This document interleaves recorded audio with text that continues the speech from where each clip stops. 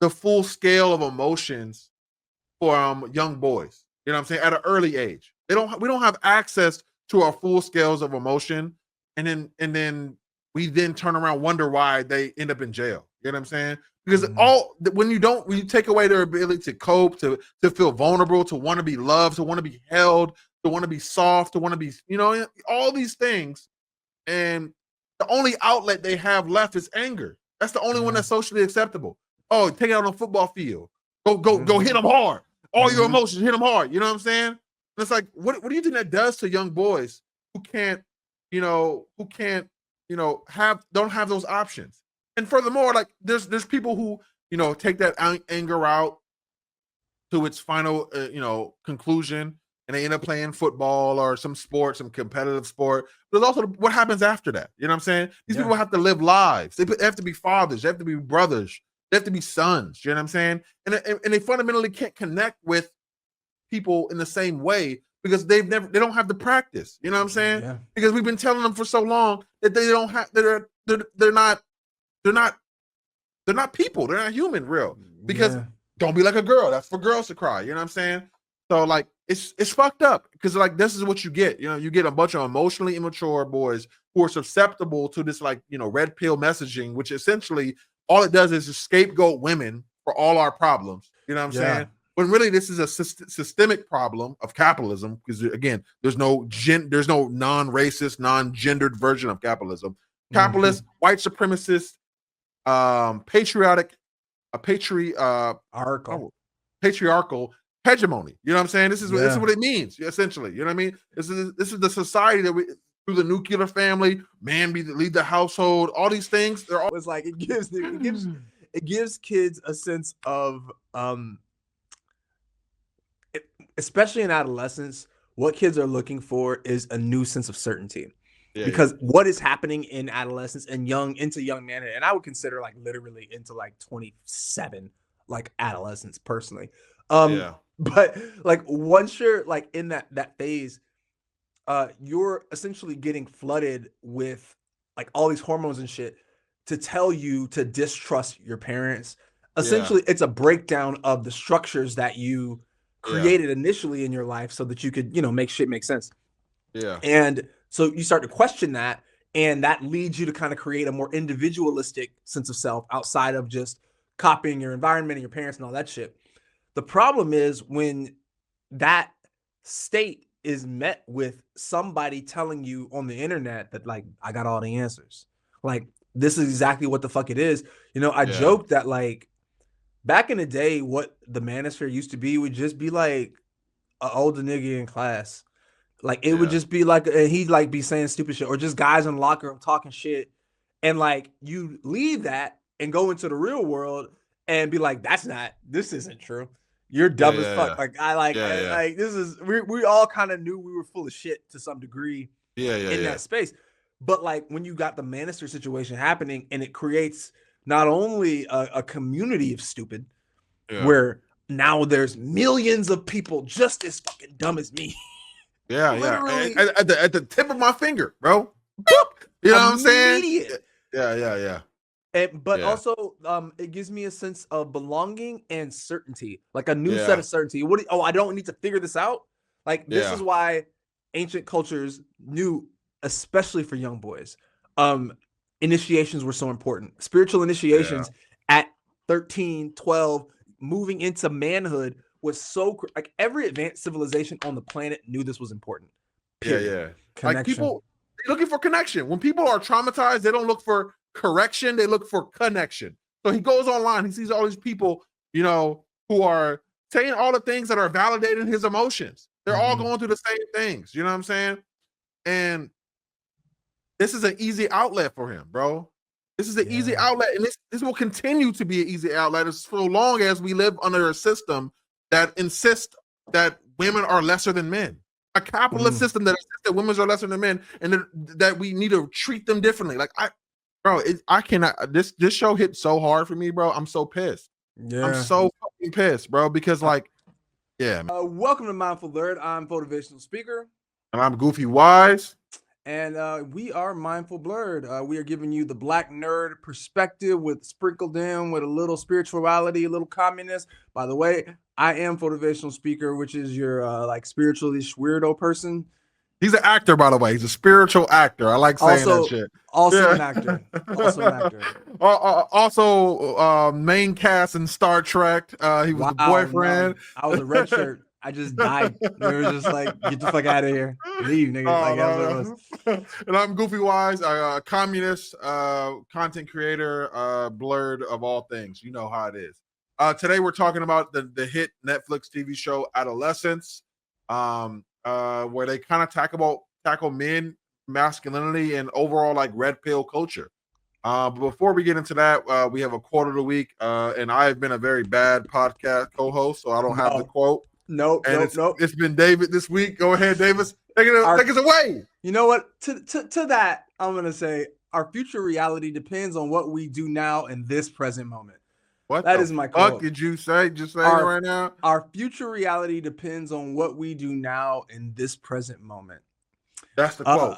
That's my quote. That is the quote. That feels oddly personal. You know what I mean? It feels like a call out right now. But you know what I'm going through in life right now, and you like I have no fucking clue. I have no clue. I'm just saying, like, because I feel like, oh man, like I say this a lot, like when I talk to people about this shit, because it's like for me, man, like I think so often, and the way I'm saying this is like so often for me, I'll get like really overwhelmed by just the thought of dealing with all of the shit I've got to deal with. And it's really helpful for me to like recognize I just got to deal with like one thing like right now. I'll try to like jump forward into the future and like do a bunch of shit. And also this really hits home for me in the sense that like, I feel like for some reason it gives me permission to just start. I think a lot of the time I get into that very sort of Harold and Kumar thing where it's like I've gone too far. Like I've gone down the rabbit hole of like being an asshole, being disconnected, being whatever the fuck I was being for so long. I just got to stay here. And like, for me, you know, my future, depending on this present moment, gives me permission to be like, you know what? I can just stop that shit right the fuck now. Yeah. I can just go in a different direction right now in this moment. And that's going to start to set me up for everything else, which is really comforting whenever I want to kind of sit in a lot of my misery, which is, you know, most days. Can relate. No, but I feel that, you know, and it's like, I mean, I took it from a different perspective, but Please. I also think that's awesome. It allows you to, you know, have those building blocks for yourself, so you don't have to take on these larger than life tasks as, you know, perfectionists. I mean, I feel like all artists are low key perfectionists. Yeah, just insecurity. Yeah, just an insecurity. Yeah, you know what I mean. Trying to like, you know, mitigate that pain and, you know, of being perceived and judged and whatever the fuck, right? But for me, I guess it kind of hit me a little differently because like I'm in a space right now where I'm like, I think I'm just like kind of battling against like instant gratification. And like, you know, living in the technological world, obviously, I mean, to be quite frank, being addicted to social media, being addicted to various apps and not really having good boundaries over the past, you know, X amount of years and kind of struggling with that a bit. It comes to a point where it's like, you know, sometimes like there's things that I know that will make me happy, and the things that are going to make my life more fulfilling. And it can be simple things like, hey, I want to wake up early tomorrow and I want to do some yoga, or just even waking up early tomorrow. I'm a morning person. Like, when's the last time I gave myself that? You know what I mean? But you know, so often that it's like it, you know, instead of that, you know, I give into like instant gratification, whether that's video games or, you know, scrolling social media mindlessly. And I kind of been in like in a battle on and off for a long time with that kind of relationship because I grew up in a very abusive household, and my go-to like escape mechanism is like dissociation. You know what I mean? So it's so easy for me to, you know, lean into these video games, lean into like you know, the social media, the notifications, the discourse of the week, because it's easier than dealing with everyday life. You know what I mean? So it's like I'm kind of in like a very like a suffering spot, but the cool part about it is like it's my own, you know, suffering that I'm putting on myself. So I have the power to obviously stop that, but it's like it has been a struggle for a while. And like when I heard the quote, I was like, damn, this feels like an attack. This nigga knows exactly what I'm going through. No, because like in a sense of like the things I do today will predict my future tomorrow. You know what I mean? So it's like I need to spend time making myself happy. You know what I mean? And I feel like I'm in life right now in a space where I'm trying to learn how to take care of myself when I've never really learned that as a person. You know what I mean? Like growing up, my mom is like, no, I mean, only parent I had is like, she does not take good care of herself. You know what I mean? Mm-hmm. And growing up, we weren't allowed to take care of herself because we had to take care of her. You know what I mean? And like her emotions. You know what I mean? So like, I feel like 30 for me is just recognizing like how much of that is like I don't really have those skills and trying to really be that person for myself so that I can have like a good life, you know, and a meaningful life, you know. I love that, man. Do you think? Oh man, that's I feel I don't like know. this turned to a therapy session. Hold up. Well, no, because I'm this is real because I think this is something that like I think everybody watching this is gonna relate to. I think with like the advent of social media specifically, I think the non-linear setup for social media has really kind of put us in a different. It's a different universe than like Facebook pages and old school Instagram. And I think that we all struggle with that. I definitely do. Especially when these algorithms are so fucking like goated tailored to that, and especially when we work there. You know, we literally work there. We literally work there, and it's like I'm like I fucking hate this shit because it's like some days I want to throw my phone across the room. Matter of fact, I have thrown my phone across the room because I'm like, why do I care? I don't care about any of this shit. But it's like I gotta go log back in to do this, you know, to make these posts, and it's like, oh, one video caught my mind. You know what I'm saying? And now I'm scrolling for 30 minutes, and it's like, fuck. When do I have time to breathe? And it's like me and my girlfriend talk about like if we ever won $1 million, like I would just like never touch social media again. Like y'all niggas will never see me.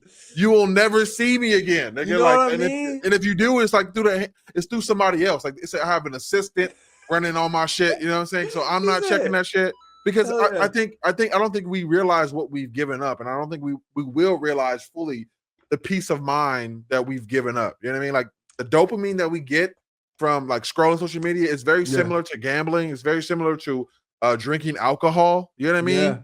But we treat it so differently now. But like, you know, 50 years from now, we won't look at it the same way. You know what I mean? Even the way that, you know, minors are able to, you know, be on social media and the way that affects their brains. It's like we've essentially sold, like we're like they colonized land and now they're colonizing our fucking minds. Yeah, you know what I mean? Our attention. You know what I mean? Yeah, Sure. So and it's like I think because like I think we will view this shit kind of like cigarettes. 100%, bro. This shit, I'm miserable right now. Like to be quite frank, and it's like it sounds so silly. You know what I mean? Like to even say, it's like, yeah, man, I've just been scrolling too much, man. I mean, you know what I mean? It's like that's real, dog. Like it's real shit. I will feel like when I feel like good, when I'm feeling great, meditative, and I'm like feeling awesome. The distance between how I feel then and like to like scrolling for just like 15 minutes is night and day. I can literally feel in my body my shit feeling incorrect. Because it's just this like it moves the energy like up here instead of being kind of grounded, and it's literally I can feel myself like needing to touch grass in real time, and that is jarring as fuck. Yeah, for sure. And for me, it's like, man, it's frustrating because it's like it's become so second nature that it's like it kind of feels the needs of like you know, coping mechanisms in a sense of like, oh, I'm feeling bad, I'm feeling upset, I'm feeling sad. I mean, just gonna find something to do to keep me busy. You know what I mean? And I just like and that's what makes it so like addictive and like even like worse is because it's like it's almost like, you know, coming in as, you know, substituting itself where we would have had a different thing to do otherwise. You know what I mean? Like instead of going to meditate, I'll just do the easy thing. I'll scroll for a little bit. You know what I mean? Before this podcast, I was like, bro, let me take a second and get my breath. First thing I did is I was like, I pick up my phone. Like the scroll for, and the thing is, sometimes I'm not even reading the information. It's just the action of doing it. You know what I mean? Yeah. Which is like especially fucking sick. You know what I mean? Yeah. So I had a ex-girlfriend who used to do that, and I would like call her out on it. I would notice it, but it was like Instagram back in the day. Yeah. And she had this sort of unconscious scroll that she do, but like TikTok, I think is way worse. It's way worse, and it's going to continue to get worse as AI and they're mining data from us. They're listening to our conversation, bro. I was watching an episode of Black Mirror this week, bro. The first episode, right? And this is not about the podcast. This is just like I was watching an episode of Black Mirror, and bro, as soon as I was done, I was like extremely emotional because the first episode, I was just like, this shit is so sad, bro. And then the first thing I do is I turn on my phone. The first thing I see is, bro, is Black Mirror episode 1 breakdown. I'm like, bro. Of course you did. I'm like, bro. It's like at a certain point, it's just like it's annoying. Like it feels invasive. I don't want to be fed like this. I don't want to be like spoon fed.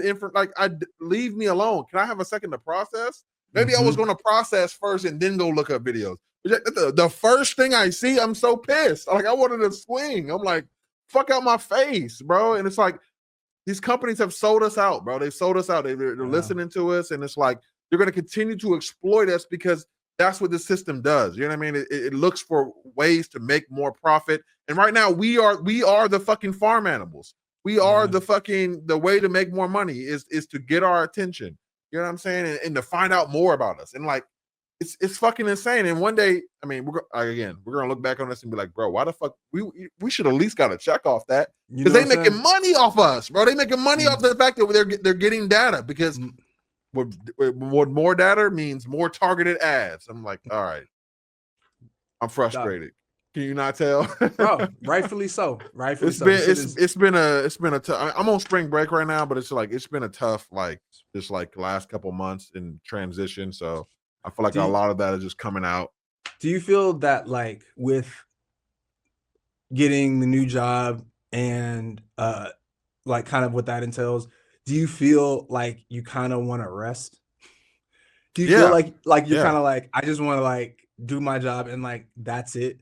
But like, I feel sometimes like the architecture of like brands and the shit that we do requires us to like always go. And that shit is unhealthy and weird. Yeah, and to do more than any human. Like we were working way more than fucking cavemen worked. You know what I'm saying? Like we were working way more than like I read a study that said we were doing way more work, bro.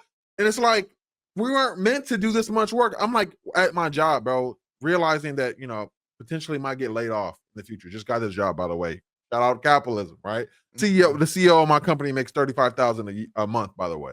But they're talking about doing layoffs, right? And at the same time, I'm also talking about like how I don't make enough money right now, and I'm like, I got to pick up an extra job in general. You know what I mean? And that's besides the fact that I might lose my job, but it's like I need to do more. I have to work more, and I have to use. And the only way I can do that is by using my passions to turn that into a way to make money. So you know what I'm saying? And it's like now I'm just working all the time. I'm working, and it's like I used to be like, oh yeah, I want to be like the super big content creator. And to be honest, I do. But how do you do that while working a 9 to 5 and keep your sanity? And not, you know what I'm saying? Like, how do you do that? Crazy. You know what I'm saying? It's like I feel like I'm being super exploited right now, and it's just like, but there's no other option. You know what I mean? Because nobody's coming to save us. You know what I mean? Yeah. This is reality. The only way we get out of this is socialist revolution. And man, I was at this Bernie Sanders rally the other day, bro. Yesterday, actually, it was 30,000 people in Folsom, California. Jesus. And I'm out there because I'm a part of a revolutionary organization, and we're out there trying to get people to move outside of the electoral politics. But the amount of propaganda around like even socialism and communism is like, it's so thick. And it's like, so I'm looking at this and I'm like, people think that, just communism is automatic dictatorship. And it's like no free will and no nothing, you know what I mean? It's just like, one, it's just like, why would you allow, the richest country, the most successful capitalist country in the world to tell you what communism is, especially when communism is a model that essentially no ruling class, no rich person will exist. You know what I mean? So of course they're gonna lie to you. You know what I'm saying? It's like they're not gonna be honest and be like, yeah, this is a system where it's low-key better for everybody, you know what I'm saying? And like less exploitation, people can actually, you know, have control of their lives. Why would they tell you that? They had signs during segregation time that said race mixing was communism. You know what I'm saying? So it's like they'll just say it is whatever anybody will fear. And it's like when I think about that, and I think about the fact, you know, and granted, I'm still very privileged and I've, you know, all that, you know what I'm saying? But it's like at the same time, it's like, oh my God, when will we be free from this shit? You know what I'm saying? When will we be free? So long. You know what I mean? It's like, or at least until enough people like start getting angry and start actually wanting to do something outside of just like talking about doing something, you know? But speaking of like what we were talking about with like just feeling really disconnected because of the internet, I think the Adolescence is like the perfect like oh 100% show to, because I mean that's what that is, bro. Like that state of disconnection. I saw a really great take online where someone was talking about how like so much of it is just it bred from this energy of just loneliness and feeling like you're separated and isolated. I mean, and that's how I feel all the time. You know what I mean? To be quite frank, you know what I mean? And I think Adolescence was one of those shows that like will probably like, I don't know if it'll get remembered, but it definitely spoke to the time that we're in right now. And it was just like, it's so on the nose and it's so raw and emotional that like it can't help but bring up, you know, conversations. You know what I mean? And this is my favorite kind of media. You know what I mean? The kind, you know, and I think that's, you know, the most important thing for artists to be doing is to be speaking about the times. You know what I mean? And critiquing the times and speaking about what's happening loudly. You know, and because what's happening is crazy. With young boys and men and people as a whole, you know, but specifically through the lens of young men with this show, it was heartbreaking, man. I'm gonna be honest. The show was fucking heartbreaking for me as a man who was once a young boy. I can definitely empathize with a lot of the feelings that are there. And we're gonna get into obviously the, you know, the lack of emotional maturity, the, you know, the scapegoats and all these things. But I just want to talk first about just how the show was shot, man. The show was shot. Oh my fucking God, bro. Yo, real quick. Can you look up? Looks like you're looking down a lot. Like it looks like you're kind of like here. Yeah. So, I am. I'm just. I know you're thinking. I'm just honestly, I'm having a day and I'm like retreating into myself. So like, stand up and just like, you know, do something else to hide myself, like rub my chin or something. No, you're good, man. Fuck it. No, but yeah, the way the show was shot was just amazing, bro. The way it was, the way the show was shot was amazing because like how they used, you know, no cuts, you know. And I really want to get your fucking perspective on this as an actor because I feel like it has to be extremely like hard to do. You know what I'm saying? The blocking, the go here, go there. Here, get some water real quick. Your lines are, you know what I'm saying? In the back of my mind, I'm watching this. I'm like thinking like all the shit they had to do because every episode, I don't think it was a single cut in every. It's like action and just go for an hour. Yeah, and motherfuckers are just moving, and not only is that, you know, a feat in and of itself, but given the subject matter and given what happened, it's just like it allowed you to really immerse into the scene and like not have a moment of to breathe. Really, like you were really like it was so immersive in the sense of like you were really there with them, going through them as your kid got arrested. He got, you know, they're in the therapy session or psychological session. There was, you know, all these things. Even afterwards, in the 4th episode, when we're seeing like the ramification of his son being famous and him dealing with that, you know what I mean? Like everything that happened was just like it felt like we were just coming along for the ride. And that to me, I mean, at times it tore me apart. Like it was like I felt like I couldn't breathe. You know what I'm saying? Like I'm just like locked in watching what's happening. I'm like I'm feeling so many emotions. And like I can only imagine like what that family would have been feeling during that time. You know what I'm saying? And like everybody involved is just like holy shit. You know what I'm saying? Because it really puts you there. You know, and I really appreciate about the show for sure. Yeah, same. I think just for me, man, like the one take speaking to that specifically, the uses of oneers is crazy, and like how they like hide, because obviously they cut, but like how they hide the cut with like CG is crazy. Did they cut it though? Oh yeah, like so like they actually cut it. Yeah, but you like have like say they'll do like a sweeping motion or they'll go through a door or something, and so they'll use that as a means of like hitting it. Nigga. So Like, it wasn't one take? or like a lot of it's one take. Like Oh, okay. they're Yeah, just yeah. like massive chunks. So Yeah, like yeah, yeah, they'll yeah. come in and do big chunks, but like for like obviously like to come out the place and like to go to the school or some shit and like all that, they'll Yeah, use some, but they just use CG to like stitch it together. yeah. Although, true story, Woody Harrelson did a live movie, one take movie Wow. in Europe one time. I can't remember where he filmed it. It might have been in London, but like he did an actual fucking movie that me and my wife saw at a movie theater Wow. live. That shit was wild. And they really did do Wow. that bitch in one take. That shit was crazy. Wow. But yeah, watching this in one take, I think for me, watching Adolescence in one take watching Adolescence in one take for me was really intense in the sense that I feel like Yeah. it really, I think, captured the complexities of what everybody in that situation Yeah. is feeling in a Yeah. way that felt really authentic. Like Yeah. the first thing that comes to mind is the methodical nature at which the cops are like going about shit. Ooh, That man. shit, like, That and you shit was really, traumatic. Yeah, because I it, hate cops. You know what I'm saying? My experience with cops is like, that's part of the first episode. I was just like, oh man, this is throwing me off. Like, I hate the aggression, all the shit. But yeah. facts. No, same. Like, it was intense Yeah. to watch just how like, oh, it's just like, oh, and how they tried to trap the kid and all this shit, and like, it was a hard watch, but you really did see the complexity because there would be like moments where like, you Yeah. know, the guy processing him, his humanity sneaks through. He's like, oh Yeah. man, Yeah. like, come on, son, have you had anything to eat? Have you da da da da da? Like, Yeah. you know, and then really seeing that and seeing the parents have all these complex emotions about like Yeah. when you Did don't he do cuddle, it? Did you he know what I'm do it? saying?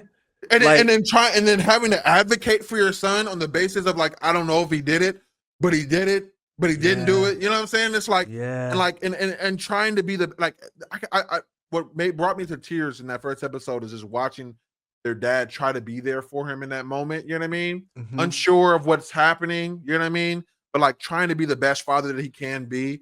And it's like, it's obviously incredibly hard. You know what I mean? Like, cause like, what yeah, do you do in that situation when your son is, you know, being accused of murder? You know what I mean? Obviously, you defend him. You know what I mean? yeah, And obviously, the son is going to lie about it to you. You know what I mean? yeah. So it's like, I mean, I think jokingly, I think back to like, you know, when I told my mom some shit that happened, and then we go to the principal's office, and she's like, "Why you ain't tell me, motherfucker, that you did all this, and they got you on tape and whatever the fuck?" And I'm just like, Yeah. "Oh, I'm sorry, I lied to you. I couldn't tell you." You know what I'm saying? I thought of that, but also just like it's just an extremely hard position to be in as a parent. You know what I'm saying? It's like you're just trying to be that supportive person to protect your kid because that's your job. You know what I'm Yeah. saying? And it's heartbreaking watching that play out. You know what I mean?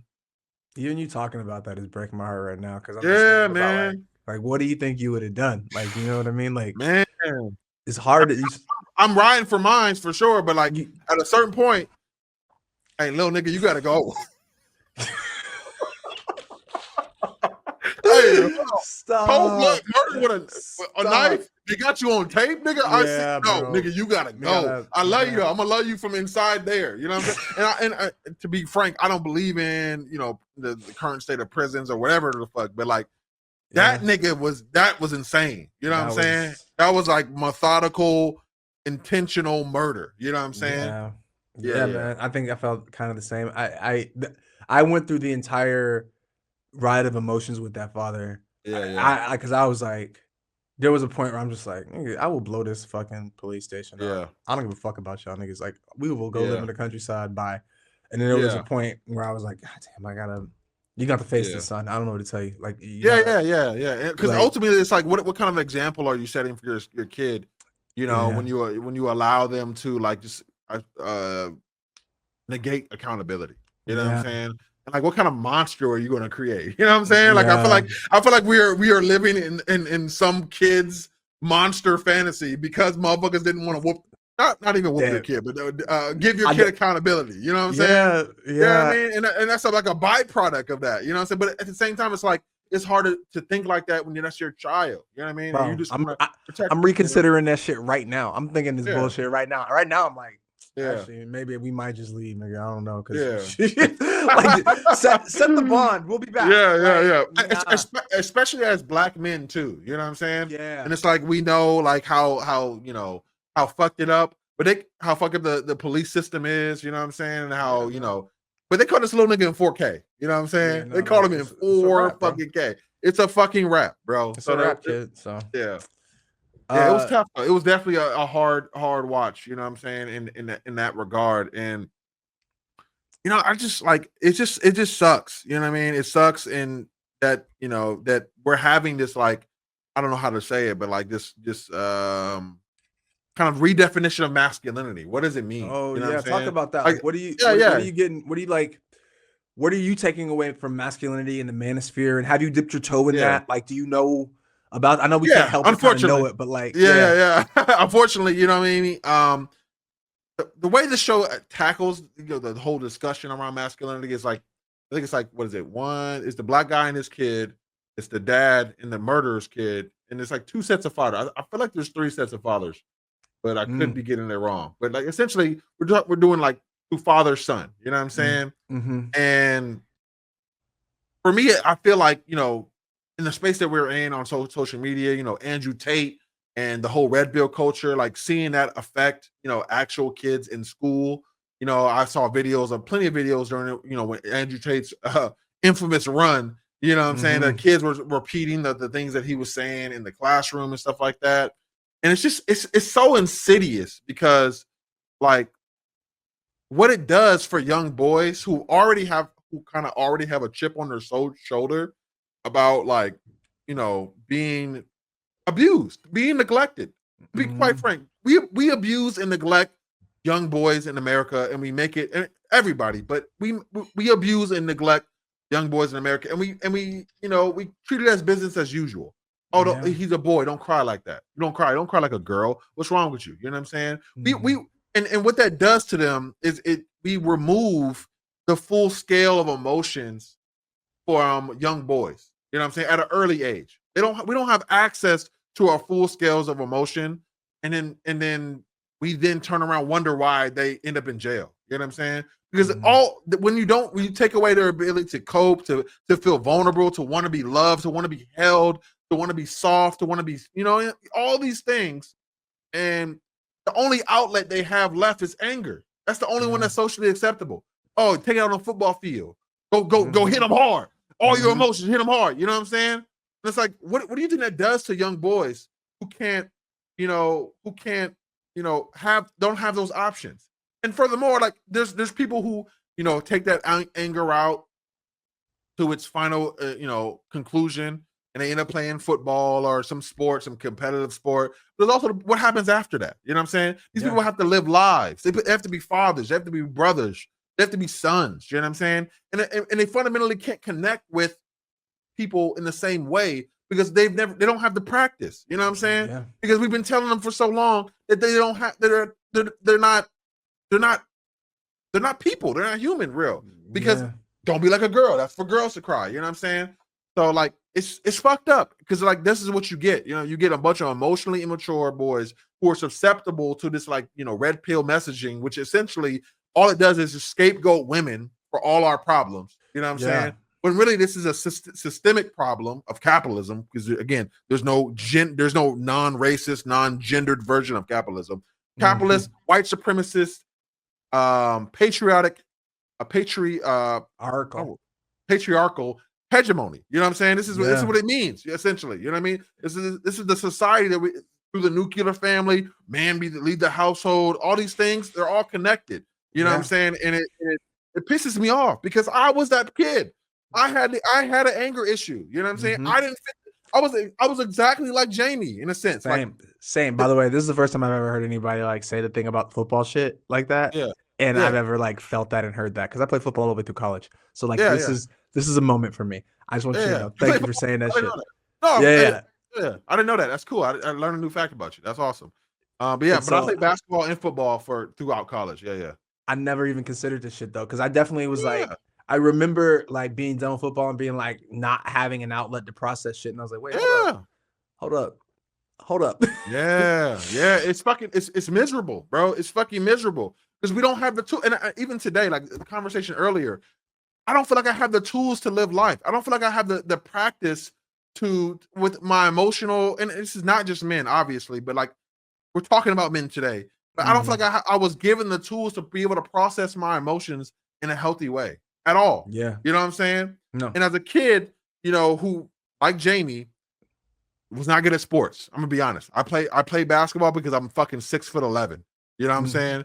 I didn't have a choice. In the black community, they say, nigga, go play ball. Nigga. Yeah. They give you a ball, you know what I'm saying, when you want to be an artist or you want to be, and I don't mean like rapper, I mean like you want to create things. You know what I'm saying? In general. They give you a ball. They say, nah, fuck all that noise, nigga. You're going to the league. We're all getting rich. Yeah. Here's a ball, nigga. What's wrong with you? Or if not, it's what's wrong with you. You know what I'm saying?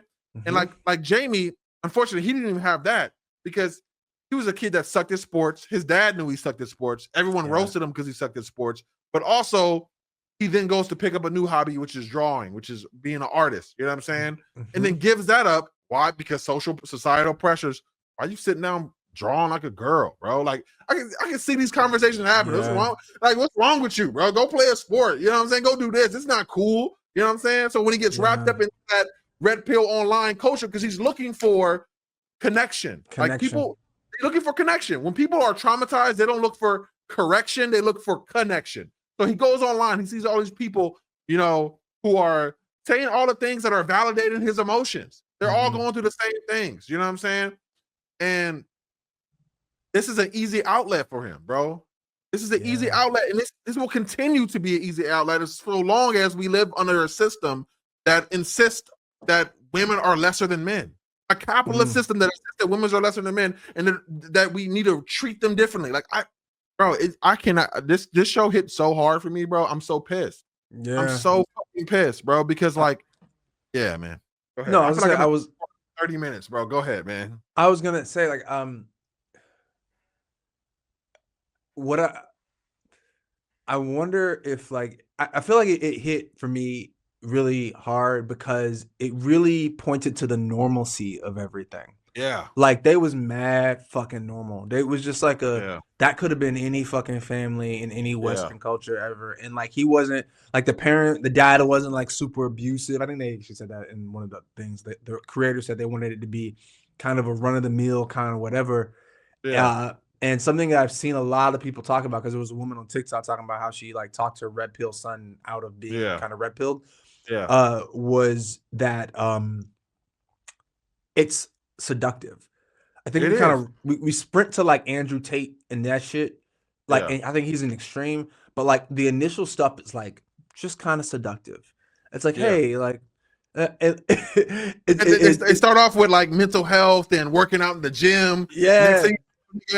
80% of women are aiming for the 20% of men. 20% of men. Yeah, so basically you niggas have no chance of getting bitches because you're at home and all these women hate you. It's like, whoa. Yeah. Whoa, nigga, whoa. Like if you have a problem getting a girl, I promise you, it's not because 80% of women are going for top 20% of men. Nigga, brush your teeth, wash your ass, nigga, and go get some emotional development. Go get some emotional intelligence and maturity. Trust me, when I say this, like you will get women, bro. That is not a problem. You know what I mean? Like it's like that is not a problem. Like any young nigga watching this, bro, dead ass. Wash your ass, brush your teeth, and get emotional intelligence and maturity, bro. Learn how to talk to people. It's that simple. You know what I'm saying? It's that simple. Honestly, can't confirm. Look, you know what I'm saying? Like, can't confirm. Look, hey, facts though. But that's fact. Yo, I think what came up when you said that was like it gives kids a sense of especially in adolescence, what kids are looking for is a new sense of certainty. Because what is happening in adolescence and into young manhood, and I would consider like literally into like 27, like adolescence personally. But like once you're like in that phase, you're essentially getting flooded with like all these hormones and shit to tell you to distrust your parents. Essentially, it's a breakdown of the structures that you created initially in your life so that you could, make shit make sense. Yeah. And so you start to question that, and that leads you to kind of create a more individualistic sense of self outside of just copying your environment and your parents and all that shit. The problem is when that state is met with somebody telling you on the internet that, like, I got all the answers. Like, this is exactly what the fuck it is. I joked that, like, back in the day, what the manosphere used to be would just be like an older nigga in class. Like, it would just be like, and he'd like be saying stupid shit, or just guys in the locker room talking shit. And like, you leave that and go into the real world and be like, this isn't true. You're dumb as fuck. Like, like this is, we all kind of knew we were full of shit to some degree in that space. But like, when you got the Manister situation happening, and it creates not only a community of stupid, where now there's millions of people just as fucking dumb as me. Literally, at the tip of my finger, bro. You know what I'm saying? Yeah. But also, it gives me a sense of belonging and certainty, like a new set of certainty. I don't need to figure this out. Like, this is why ancient cultures knew, especially for young boys, initiations were so important. Spiritual initiations at 13, 12, moving into manhood was so, like, every advanced civilization on the planet knew this was important. Period. Which is crazy. Like, I was talking about this the other day, and like, I had some folks talking to me about like African spirituality and like different countries in Africa. It was like, initiations are big, like da da da da da. And I was just like, it's so crucial to start ushering these young men into manhood in a meaningful way. And so much of the discussion around adolescence that I've noticed has been people talking about, like, how do we redefine masculinity? And I'm like, I cringe a little bit. Only in the sense that, like I was saying earlier, and this is the part we're probably going to cut out. Like, a lot of the things I hear people talking about when we're talking about masculinity are still being interpreted from this sort of very materialistic, very capitalistic, very egoic framework. And so it immediately devolves into these like tropey, weird ideas about quote unquote masculinity that are automatically supposed to like stick to men. Like, men, we're masculine. And it's like, when we do that, like, that, to me, that is one of the biggest parts of the problem, is the fact that we're missing the fact that, like, a cup has to have the structure of a cup, but it also has to have the emptiness space on the inside. It has to be masculine and feminine, right? These things are inseparable. And so, as much as we want to talk about like aiming for trying to be masculine, it's like, we need to aim for balance for these kids. We need to find a way to collectively bring them into a sense of presence and being able to just be with themselves and deal with their emotions. And like, the things that you want to call masculinity, whatever, that shit will come.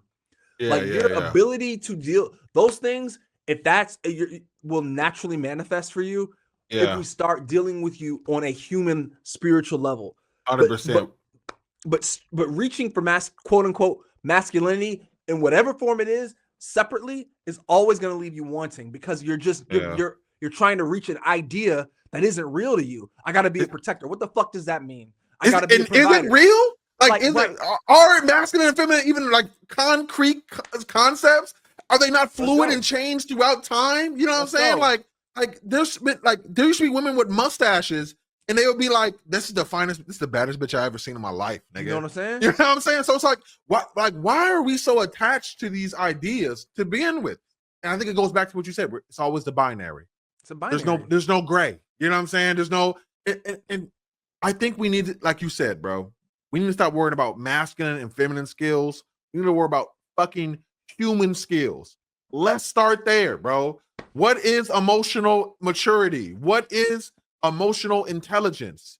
Being able to handle various emotions, being able to identify various emotions, understanding it both in yourself and in other people. You know what I mean? So that you can live in community with these people. Because what you can't do when you're living in a community, whether it's a relationship, whether it's a friendship, what you can't do is just not take accountability and look for scapegoats, bro. That shit will get you nowhere but lonely, nigga. And that's just, low key why we got a male loneliness epidemic. You know what I'm saying? Because We can't connect with each other because I think, and I almost want to say this, but it's like I don't think we're good people. And we're not good people, and it's not necessarily our fault. But like I said, we're not necessarily talking about fault here. We're talking about these are systemic Whoa, what the fuck, nigga? Are you God now? What did your voices change? Oh no, I just dropped a knock. It happens.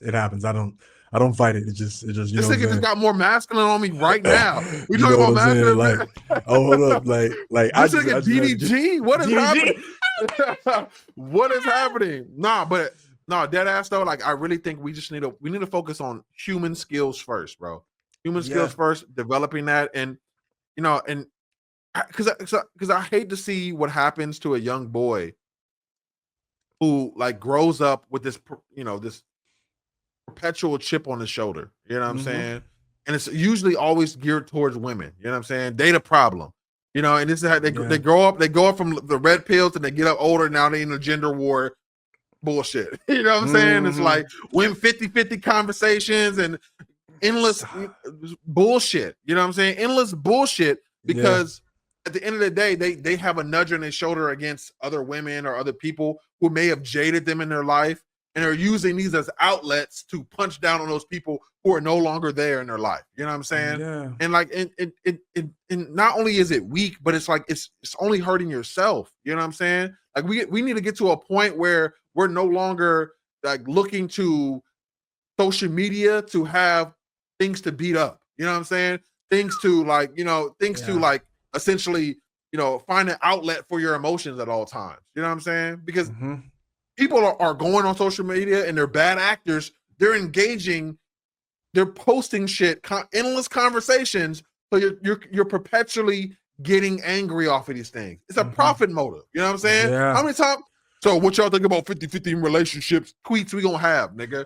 How many videos are we gonna have? How many fake skits are we gonna have? I thought we were done. I thought we were done. I promise you, I naively, like before this shit blew up again, I thought that was over. Like I thought like there was no way niggas was still falling for this. Like I thought it was like we were good. Yeah. And like it seems like you just said every week there's a new disingenuous, weird skit idea. Oh man, we on here like weird. It's exploitation, bro. We're exploiting our own communities. What are we doing? You know what I'm saying? And it's like a bunch of emotionally immature niggas with some other low-key emotionally immature niggas who just want some engagement and profit. You know what I'm saying? Yeah. It's like niggas think this is real life, and they get to the point where they don't even think that women will like them or date them if they have money. And I can't say this enough. I empathize with these conversations. The reason why I talk about it now is because I've been there. You know what I'm saying? I was that broke ass nigga in fucking Orange County, California, going to college with all these rich ass motherfuckers around me, bro, thinking that the only girls that would like me or no girls would like me because I didn't have money, and thought I needed to be this protector. And it's like all this shit is just made up, bro. You know what I'm saying? It's made up. You know what I'm saying? It's like at the end of the day, people want good people, you know what I'm saying, in their life. Yeah. You know what I'm saying? And there are gonna be different standards for different people, but that doesn't give you the right to take your pain and make broad, sweeping generalizations because it makes it easier for you to sleep at night, nigga. Amen. You know what I'm saying? I almost said man up, but I'm like, I can't do that. I mean, I do that. Man the fuck up, bitch. No, we can't do that. We can't do that. You know what I'm saying? We really can't because that's not even real. Human up, nigga. Human up, nigga. Well, hold up though, because facts. Like I watch my wife move, and watching how she moves with community and friends and shit, and she's such a powerful like human example of being able to deal with shit, and she's helped me with so many things over the course of our relationship. But it makes me this whole thing really makes me think about my nephew, and he's like at the age where he could start realistically beginning to be being influenced by this shit online. I know he's online. Yeah. His parents do a good job, but like there's only so much you can do. There's only so much you can do, man, in a culture like this, And I worry about him like becoming isolated. And so much of these kids, let's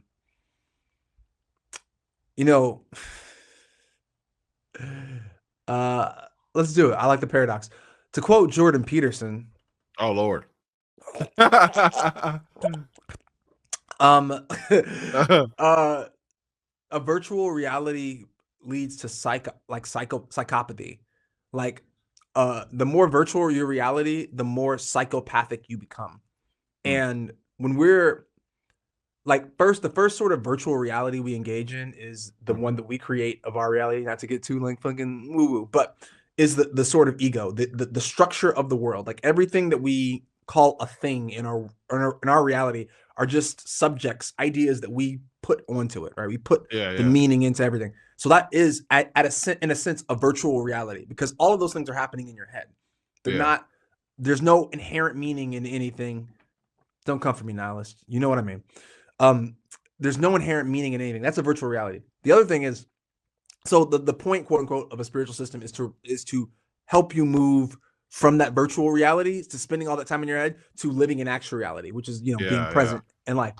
But the thing is, social media, and not being in community exacerbates that virtual reality, because now I'm not even getting that point where I go into community and I say some weird shit and somebody's like, what did you say? And I have no choice but to deal with that person in the community and deal with that relationship. Now it's all virtual. So not only am I not escaping my initial virtual reality, my reality is becoming even more virtual. Now I can get in the comment section and talk like crazy. And they talk crazy online. Motherfuckers be acting like people ain't human, bro. They ask them the most crazy questions. Like, bro, you would never ask this in real life because you get smacked in the fucking mouth. You know what I'm saying? You know what I'm saying? And I think that's the problem where we have sold our communities to social media. You know what I mean? Yeah. Like, because like in some ways that, social media can be an amazing thing that connects people across, many places. But when you give those keys to capitalists who are looking for profit,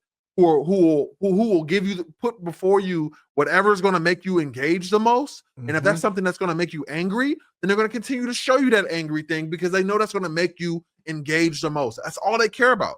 You know what I'm saying? So it's like, now and we're having a society that's being torn apart at the seams because we're all seeing the most extreme versions, the most angry things that on our For You page.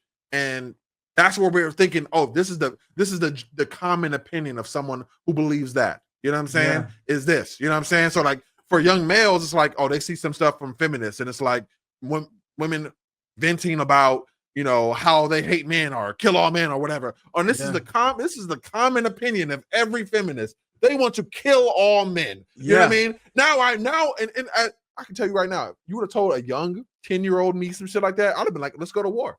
Fuck it, let's go to war. Boys versus girls. Fuck you guys. You don't appreciate us. You guys take us for granted. I'm like, where the fuck did I get this at a 10-year-old? You know what I'm saying? Yeah. But it's like this is the kind of system that is like, before us. You know what I'm saying? So it's like, it's scary, bro.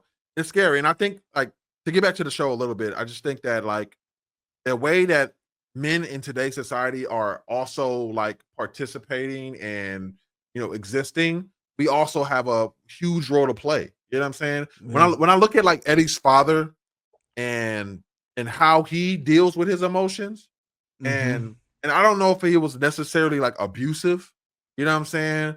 But he has a fucking anger problem. You know what I'm saying? And his son has a fucking anger problem. You know what I'm saying? And his son, I'll stay here. Because of that, his son looks up to his dad, or in general, his son looks up to his dad. And because he looks up to his dad, he often models his behavior. You know what I'm saying? Consciously or unconsciously. And he's kind of leading that path for his son to exist in. You know what I'm saying? Like the first man in your life, is like the person that is like helping you find out who you are and who you could be and giving you avenues to exist. You know what I'm saying? And when his dad reacts that way, I think it only could validate a young boy. Oh, this is how I must act as a man. This is how I show my emotion. You know what I'm saying? And his dad was not the most emotional person. I noticed like when he would really break down, he would always do it alone. Like that very end scene when he was crying and he was like on the bed in his room alone. Bro, I'm gonna cry right now. That shit broke me. Because like notice how like he was crying a little bit before, but nigga, he broke down when he got by himself. You know what I mean? He got by himself, and it's because we're taught to not show that to people. You know what I'm saying? But he had no problem showing that anger. You know what I'm saying? And look how the women in his life react when he get that angry, bro. They're terrified. They're fucking terrified. It's like it's like men have been indoctrinated into a code of rage.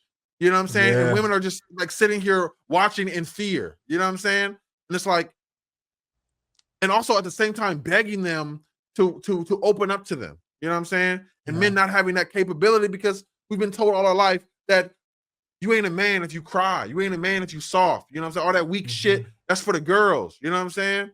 And it breaks me, bro. It breaks me, bro. To piggyback on your point though, do you think being Black, you had to like suppress even the anger bit? Because I know for me, I definitely was like, dealing with anger was something that was a late in life thing, being able to process that shit. Because like that's where I'm from, that's a death sentence. Like 100%. Being angry, you know what I'm saying?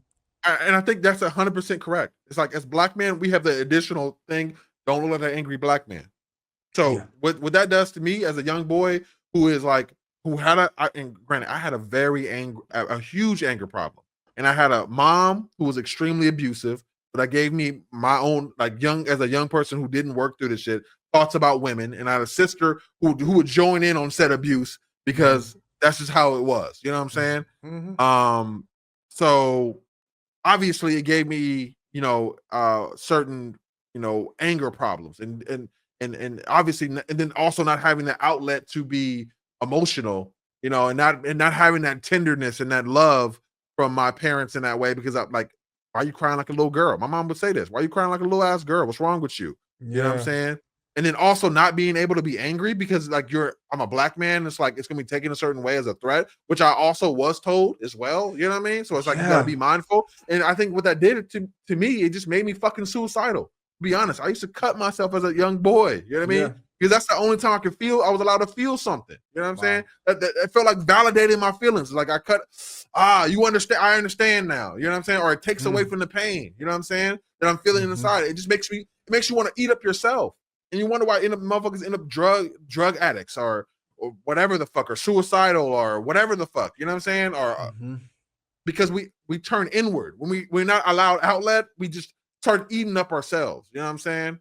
We become people pleasers. We become, you know what I'm saying? All these kind of things. You know what I'm saying? We become depressed. We can become all these things. You know what I'm saying? And I suffered with depression my entire life, bro. My entire life. Like I was always just permanently sad. You know what I'm saying? Yeah. So like, I think it has a huge effect on us, and it fucking sucks, bro. It really does. Yeah, I definitely. What was that experience like for you? I definitely struggle with like depression and stuff, and I didn't even know it would be called that. It was just I burn out and be like, I can't do life right now. Like I'm good. Like I just need to not do whatever it is and have to like take these big like rests.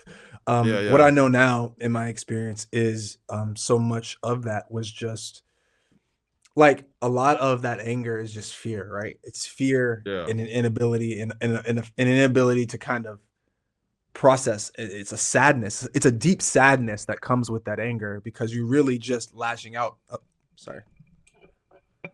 I think something's gonna be fucked up. Hold on, let me make sure. Yeah, that's all good. Oh, we're still good. We're still good. Sounds still good. Okay.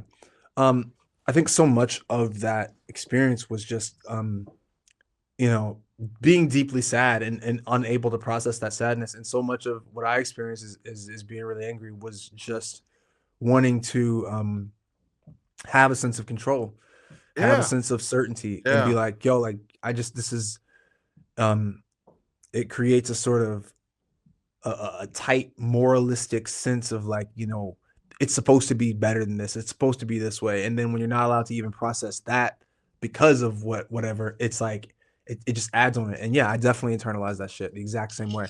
And I would use, obviously, I use like my coping mechanisms were probably external, right? People like football was one, hobbies, like different shit like that. And like just really throwing myself into that and just using it as a means to not deal with something. I remember in college, the first time I stopped, and I don't know any better way to say this, but like I think I had such a high capacity to just do shit and when I wasn't doing something to distract myself from that, I distract myself some kind of way and then get back on the horse. I remember I had this one moment where I was like just walking on campus. I remember I just sat on a bench one day and just was like, and everything just slowed down for the first time. It felt like in like maybe 6 years or something, like something crazy. I just remember just like weeping on my college campus. And I was just like, what the fuck? Like I literally just processed all this shit that I was like, yo, I've just not been here for any of this. I just been going off instinct as a means of kind of avoiding any of the sort of uncomfortable shit that I was dealing with. And so I really empathize for, young men in that regard, because I know just like I was kind of moving as a means of distracting myself from those emotions. I know so many of them are doing the same thing, but they have so many more sophisticated avenues to do that, to where it seems like that's not what they're doing. It's like, oh, I'm on that hustle right now. I'm on my fucking whatever journey. You know what I'm saying? Like there's so many other ways to like do that. And I think I think that also the ways that they're doing, to the point that I had earlier, is they're way more virtual, and that ain't it's not the same. It's not the same as like real life. Yeah.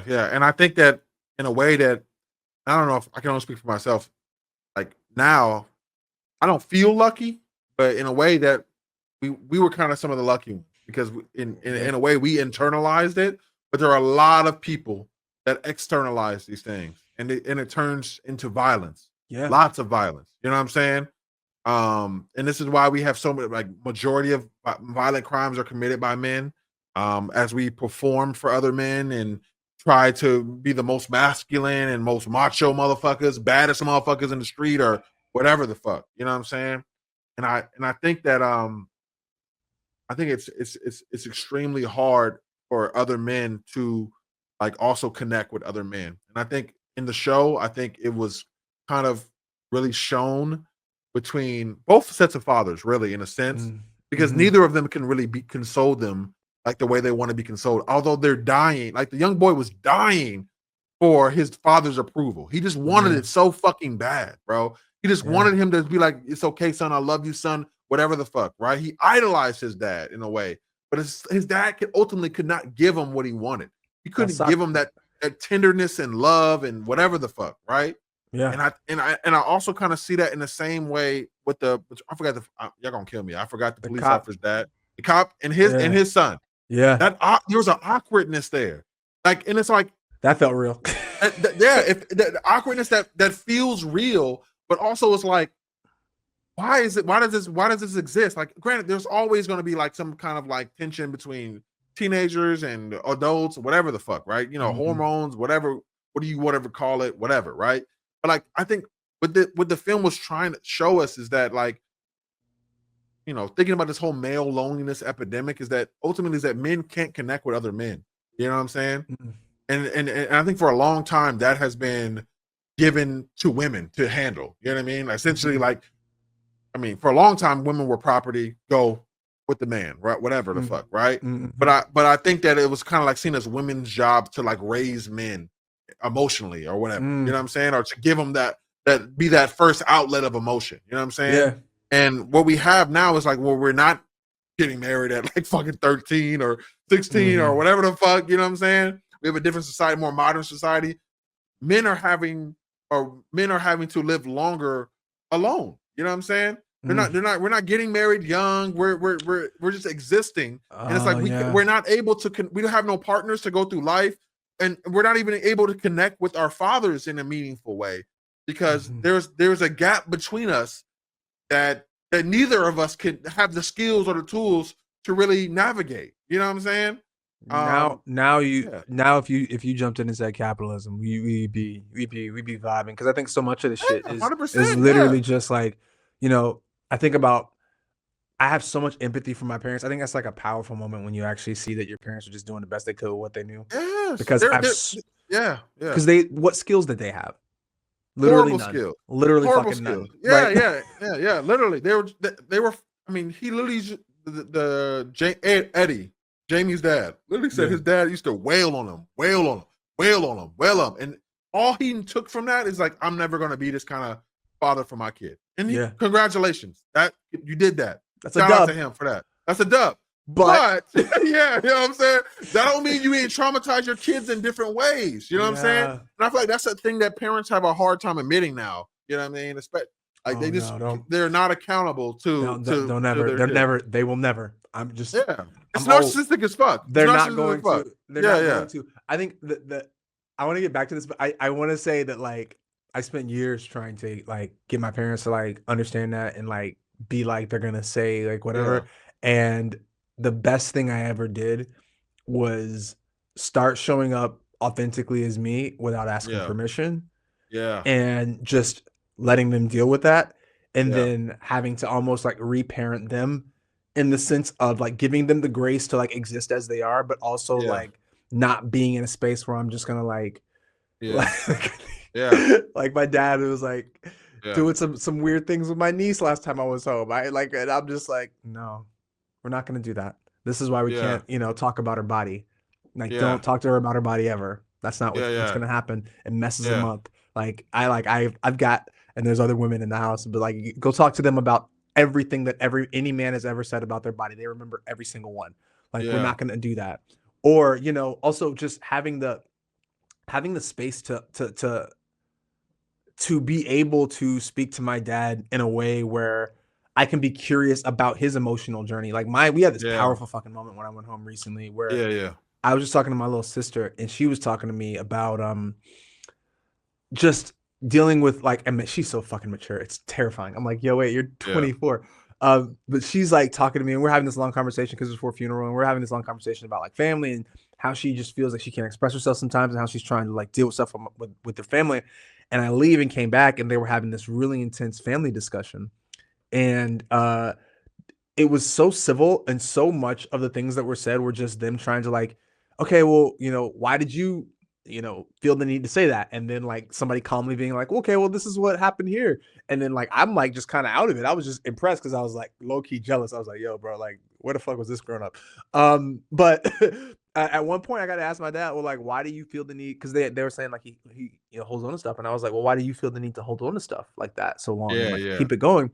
And he was very honest. He was like, I feel like I gotta keep it in my head so that, if it shows up again, I can make sure, it doesn't happen, like to deal with that pain. And we talked about that. And we had a long conversation about that. But I think that I wouldn't have been able in the space to be able to have that conversation if I was still holding on to the idea that like he should have known better. Like they should have fucking did better. Because the thing that I really wanted to say before was we literally are the generation that got like handed the information. We got handed the supercomputer and they were like, here you go, digest the info however you fucking want. Here's the whole cookie. Knock yourself out. And so I think so much of what our generation really dealt with, especially with like the internet, was like we got downloaded with all the info, none of the life experience or the wisdom to implement that info. And did it horribly. I'll say, from example, I had several interventions trying to, and I'm just like, bro, this is not how you do this, bro. And I had to learn from trial and error. Same.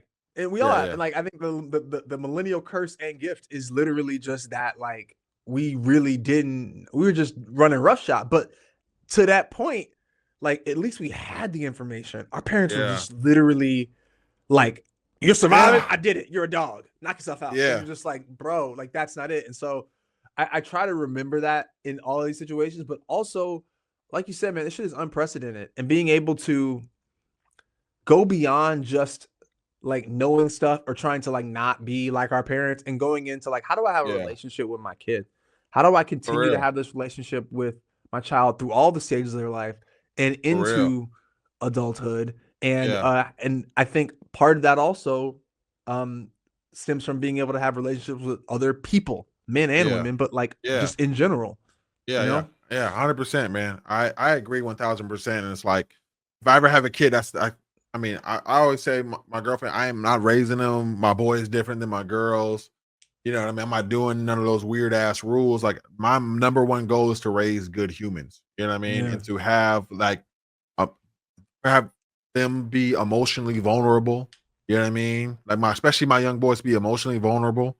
Obviously girls too, but like, you know what I'm saying? Like, I just think that's such an important thing to do. You know what I mean? And not only like expressing to that, but being vulnerable with them. You know what I mean? Yeah. Talking about like my feelings with them, and in a way that's not like, you know, burdensome to the child, because obviously they shouldn't be worried about like, you know, certain things with parents that should be left off the table. You know what I mean? Like I'm not going to tell my, hey, yeah, I'm really struggling with worried about rent right now. You know what I mean? Like I'm not going to put that on my kids. You know what I'm saying? But like, if I want to be vulnerable with them, like, hey, I really like when you come home and you say hi to me before you go up to your room. Like it really makes my day feel better. You know what I mean? Like being able to have those conversations with your kids, because they're going to model after you. You know what I'm saying? And like, it doesn't matter how much we tell them to do one thing. If you do one thing, they're going to do what you do, bro. They're going to do it because you are their example for life. You know what I'm saying? Yeah. So like more than your words, your actions are dictating what they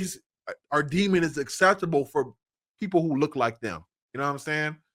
So like, I just want to say the male loneliness epidemic, bro, exists, but it's not necessarily on women to solve that. You know what I'm saying? Like men, I think we should do be a better job being people, but also friends. You know what I'm saying? Yeah. When the last time you called your homeboy to see how he feeling was? You know what I'm saying? Yeah. When the last time you held a nigga while he cried? Let alone told him that it was okay to cry around you. You know what I'm saying? Yeah. Like motherfuckers be like, oh, that's gay, man. Y'all niggas gay. No, nigga, ain't nothing gay about being tender, nigga.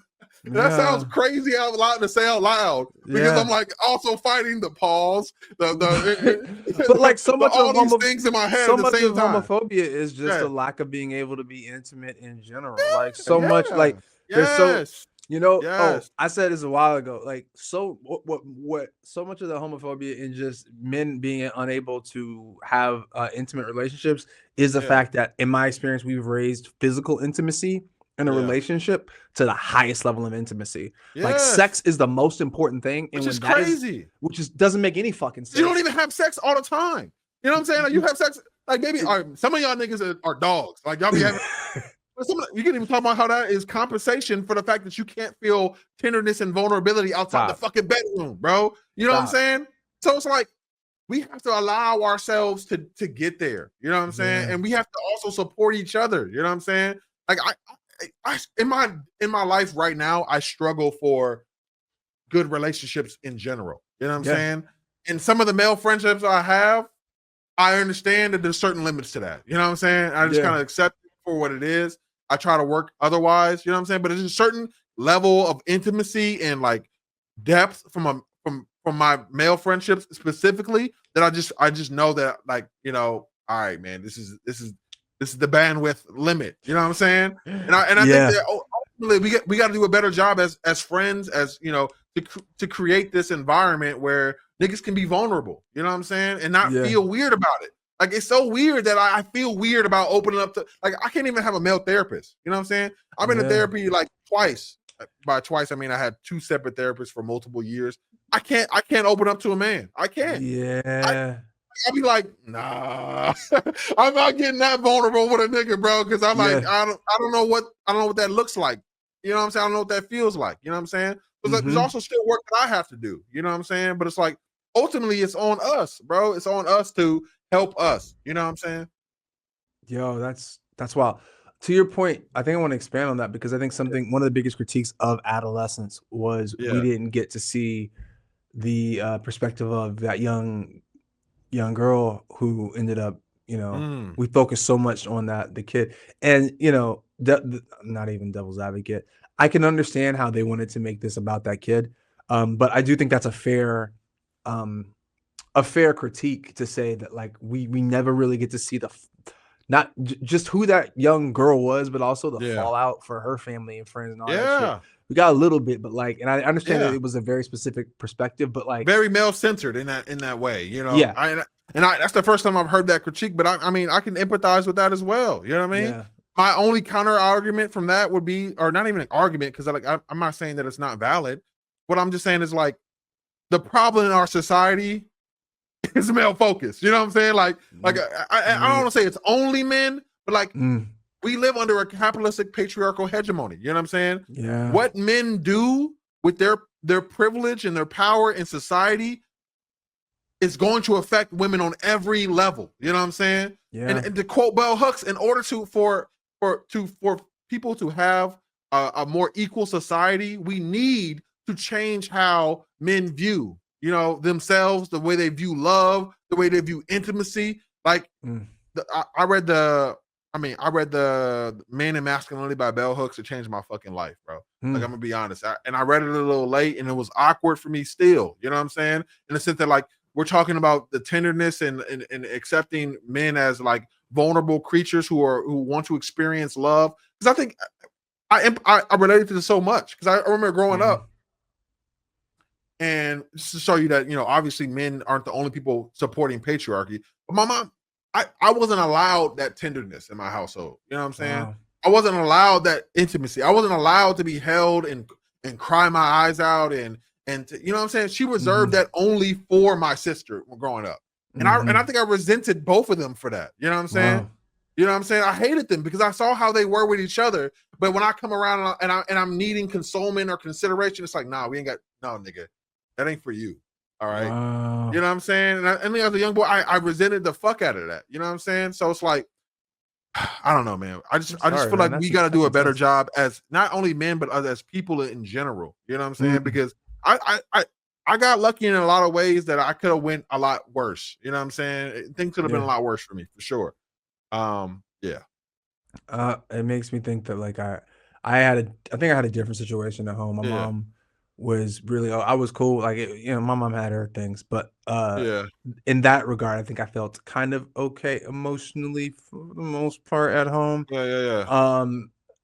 But I think going into the world and being like met with different expectations was hard for me. Yeah, for like sure. Like having that shit was intense. And I do think that the sort of the neglect of young people, but specifically young men, is something that we as a society need to take seriously and address, 100%. because it's something that, because they're going to keep killing women, to be honest. They're going to keep finding scapegoats for their anger, outlets for their anger, and that's what the red pill culture does. It kind of, allows you to have that outlet, that easy scapegoat to explain, to validate your emotions, to connect you. And then you end up finding easy targets for that. You know what I'm saying? I think one of the part of the show when they were talking to the psychologist, and that was, can we just talk about that for a second? Yes, that was please. insane. Like, those outbursts that he was getting, the need to dominate the psychologist, in certain ways, and to look down on her and like to reassert his dominance. Is like, it was so jarring to see out of a kid, but at the same time, I understood it all. You know what I'm saying? I know exactly what this was. You know what I'm saying? So it's like, I don't know. It just, it's a lot for me to deal with, to even talk about, because it's like, it's kind of scary that I know what this is like, that I know how he felt in that moment, you know what I mean? Or why he did what he did. But it's like, it's terrifying, you know what I'm saying? I lost my train of thought a little bit, but go ahead, go off, please. Let's talk about that scene. No, that scene, it was intense because, like you just said, it kind of reminded me of that quote of like, men are most afraid of other men. Like it was jarring, and like you're genuinely afraid for that woman at that moment. And she was like really unflinching with her curiosity about that to try to get a proper assessment. But like, I think with the scene show. Oh, go ahead. Well, at the end when he like leaves and he's like, "Do you like me?" Exactly what I was going to go with. Like me? Broke me, bro. I was like, no, that's what it ultimately is. We want, they want to be liked. They want to be liked. They want to be loved. Dare I say, men want to be liked, and they want to be loved, and we're so ashamed of that fact. You know what I'm saying? Deep down, we're ashamed of that fact because we're told we're not supposed to want to be liked. We're not supposed to want to be loved. Nothing. I don't need shit. I'm good. Yeah, I don't need nothing. I'm a dog, nigga. You know what I'm saying? Like, I'm a beast. You know what I'm saying? I don't need this tenderness shit, bro. That ain't for me. But deep down, that's all we really want. That's all I want. I'll tell you that right now. I want to be loved. I want to be liked. I want to be cared for. I want to be tender. But it's like, it just shows you, like, during that whole thing, that's all he ever really wanted. Because also, like, I think when he was talking about the girl and the whole situation where her nudes had got sent out, and then I think what ultimately was his breaking point was when he found, when she told him that even though she had got exposed at the school and everybody was talking about her, she was all these horrible things. He looked at that point to ask her out, which shows us one thing right there. Yeah. Men will degrade women. We want to degrade women to lower to them to our level, so then they feel approachable to us. You know what I'm saying? So that's what the whole red pill culture is. Oh, women are this, women are that. Because they are rising in society, we must make them lower, destroy them, and then now will you be my girlfriend? And then she said no. She's like, nigga, you thought I would really go for you? And then which is sick and crazy to laugh at, but it's like it's crazy. And then to double down and to be like to roast him in the comment section and shit, you know, because now we're mixing in these feelings of, oh, I want to be liked, I want to be loved. I did the whole thing, right? And you still don't like me. You know what I'm saying? Yeah. Like you were considered the lower women, and you still don't want me or won't even accept me or like me. You know what I mean? And now there's this immense feeling of shame, because that's what it's all about. It's like we're always feeling shame for how we are. So we, you know what I'm saying? All these different things, right? But I think that explains a lot of like why he reacted in the way that he did, in the sense of like, okay, now my only out is now I gotta kill you. You know what I'm saying? Yeah. Because I'm so hurt. You rejected me, and I'm angry now. You know what I'm saying? And that's sick, and it's fucking crazy. You know what I'm saying? That's a wild, like, yeah, the reaction to just the inability to deal with the rejection. Exactly. I can't, like, it's like so feeble. You know what I'm saying? It's like I want to be liked so bad. You know what I'm saying? I want to be liked and loved so bad. 100%. And what does it mean that when you can only imagine that if he wants to be liked and loved, he doesn't like himself. No. You know what I'm saying? Yeah. He doesn't love himself. You know what I'm saying? Because how could he? Yeah. You know what I'm saying? When society, you know, he wasn't never good at sports. You know what I'm saying? The thing he did pick up, it probably was looked at as girlish or not cool enough. You know what I'm saying? He hates himself, and he's ultimately looking for people to join in on that hatred. You know what I'm saying? Misery loves company, you know? I feel like this is really what I feel like what you're pointing to was this idea of parenting, from the sense of like, I think so much of our parents in that generation, their idea of taking care of you was making sure the externals were taken care of. Yeah. Like, you have food, you don't have any holes in you that aren't supposed to be there. Like, you did it. Yeah.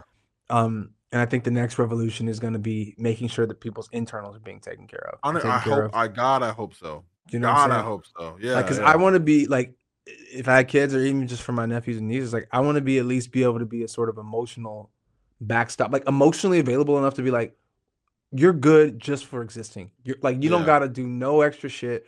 I noticed one of my nieces recently was like, had this kind of, the best I can call it is like people pleasy eyes. Yeah. Like, she's kind of the first kid and very good, and she's also good at everything. She's one of those. Yeah. And so every time she'll do something, I can see her like doing the thing where she's like, "Did you like that? Did you like it?" Yeah. And I'm just like, "Oh my God, babe!" Like, and I remember like last time I saw her, I literally asked her, I was like, "Yo, like, how do you?" I saw it on TikTok, so shout out TikTok. But this woman said, "Ask them how they feel about it." So she was like coming with like some slime or something she did. And then she's like, "Yo, like, look what I did." Just waiting for me to like, you know, go, "Good job," or some bullshit. And I was just like, "How'd you feel about that? Like, how do you feel about that?" Oh, and her brain short-circuited. And I was like, she's 4. And she's already kind of in this sort of cycle. And so just being able to be there and be like, you don't have to do anything to be enough. You're good now. Ooh. It's the whole thing for these kids. Yeah. And they don't get that. If they don't get that from us, they're gonna get it from fucking somewhere. Or they're gonna live their life trying to please other people. You know what constantly. I mean? And as two people pleasers, we don't like this shit. We're not happy with this. Like this is not where it's at, bro. This is ass. And I'm having to parent myself, and like to do things. What you just did for your niece, I'm having to do for myself. You know what I'm saying? Yeah. Because it's like there's so much in my life that I've done things for other people that it's hard for me to know when to do things for myself. I question myself. Do I even like some of the things that I do? I don't know. Bro. You know what I'm saying? And it's like it sends me into worlds because it's like I don't know myself. You know what I'm saying? And that's the world we inherited. You know what I'm saying? Yeah. It's like we don't know ourselves, and I don't even know how to make myself feel good sometimes. You know what I'm saying? Yeah. And that sucks. That fucking sucks, bro. This shit is ghetto, bro. This shit is ass, bro. I'm good off this shit. I don't want to never do this again. And that's why I think it's so important. Like you said, it's so important to give that to our kids. And not necessarily as your kids, but even as a role model, anybody, uncle, big cousin, whatever the fuck. You know what I'm saying? Is give that vulnerability and also allow for them the space to find approval and validation from within and not just from outside sources. Yeah. You know what I mean? I think you also hit the nail on the head though. It's just like the best way we can do that is starting with ourselves and really modeling that shit as best we can. Yeah. Because that shit is massive. It's massive. And, and then second step is taking down the fucking capitalist patriarchal hegemony. Nigga, I said it without stuttering. I'm so proud of myself. yeah.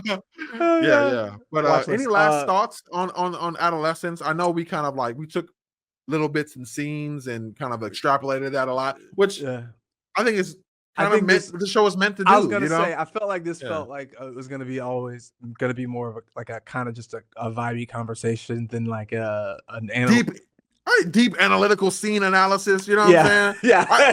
I more so like to talk about what the scene represents and what that means for us. You know what I'm saying?